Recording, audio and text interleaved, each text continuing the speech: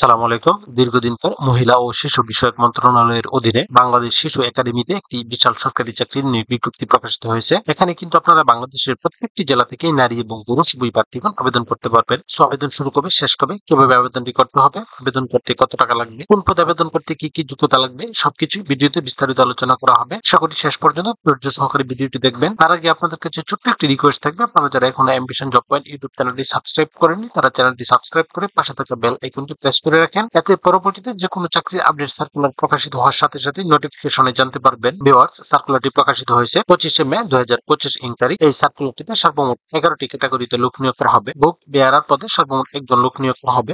SSC pass হলেই এই পদে আবেদন করতে পারবেন। ইলেকট্রিশিয়ান পদে সর্বমোট একজন লোক নিয়োগ করা হবে। এইচএসসি পাস হতে হবে এবং সংশ্লিষ্ট পদে অবশ্যই 3 বছর বাস্তব অভিজ্ঞতা থাকতে হবে। এরপর হবে ডাটা এন্ট্রি অপারেটর, 16তম গ্রেডের একটি পদ। এই পদে সর্বমোট 5জন লোক নিয়োগ করা হবে। এইচএসসি পাস হতে হবে এবং সেই সাথে কম্পিউটার চালানোয় দক্ষতা এবং অভিজ্ঞতা থাকতে হবে এবং কম্পিউটার মুদ্রাক্ষরে প্রতি মিনিটে বাংলায় গতি 20 এবং ইংরেজিতে গতি 20 থাকতে হবে। অফিস সহকারী কাম কম্পিউটার মুদ্রাক্ষরিক পদে সর্বমোট 8জন লোক নিয়োগ করা হবে।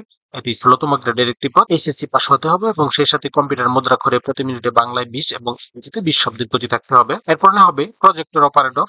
এই পদে একজন লোক নিয়োগ করা হবে। এইচএসসি পাস হতে হবে এবং সেই সাথে সংশ্লিষ্ট কাজে 3 বছরের বাস্তব অভিজ্ঞতা থাকতে হবে এবং কম্পিউটার চালানোয় দক্ষতা এবং অভিজ্ঞতা থাকতে হবে। লাইব্রেরিয়ান কাম মিউজিয়াম কিপার পদে সর্বমোট 17 জন লোক নিয়োগ করা হবে। এটি 16তম গ্রেডের একটি পদ। কোন শিক্ষিত বিশ্ববিদ্যালয় হতে গ্রন্থাগার বিজ্ঞানে স্নাতক ডিগ্রি অথবা কোন শিক্ষিত বোর্ড হইতে উচ্চ মাধ্যমিক সার্টিফিকেট বা সমমানের সার্টিফিকেট সহ কোন শিক্ষিত ইনস্টিটিউট হতে গ্রন্থাগার বিজ্ঞানে ডিপ্লোমা থাকতে হবে এবং সেই সাথে কম্পিউটার চালানোয় দক্ষতা এবং অভিজ্ঞতা থাকতে হবে। উচ্চমান সহকারী পদে একজন লোক নিয়োগ করা হবে। কোন শিক্ষিত বিশ্ববিদ্যালয় হতে স্নাতক ডিগ্রি থাকলে এই পদে আবেদন করতে পারবে। এরপর হবে সার্টিফিকেট কাম কম্পিউটার অপারেটর। এটি 13তম গ্রেডের একটি পদ। এই পদে একজন লোক নিয়োগ করা হবে। শর্ট হ্যান্ডে প্রতি মিনিটে ইংরেজিতে গতি 80 এবং বাংলায় গতি 30 থাকতে হবে এবং সেই সাথে কম্পিউটার মুদ্রাক্ষরে প্রতি মিনিটে ইংরেজিতে 30 এবং বাংলায় 25 শব্দের গতি থাকতে হবে এবং স্নাতক পাস হতে হবে। হিসাব রক্ষক পদে সর্বমোট একজন লোক নিয়োগ করা হবে। বাণিজ্যে স্নাতক পাস থাকতে হবে এবং সেই সাথে কম্পিউটার চালানোয় দক্ষতা এবং অভিজ্ঞতা থাকতে হবে। জেলা শিশু বিষয়ক কর্মকর্তা পদে সর্বমোট 13 জন লোক নিয়োগ করা হবে। এটি 9ম গ্রেডের একটি পদ। কোন শিক্ষিত বিশ্ববিদ্যালয় হতে স্নাতক পাস হলে এই পদে আবেদন করতে পারবেন, তবে কম্পিউটার চালানোয় দক্ষতা এবং অভিজ্ঞতা থাকতে হবে। এরপর হবে হিসাব রক্ষণ অফিসার। এই পদে সর্বমোট একজন লোক নিয়োগ করা হবে। এটি 9ম গ্রেডের একটি পদ। হিসাব বিজ্ঞান বিভাগে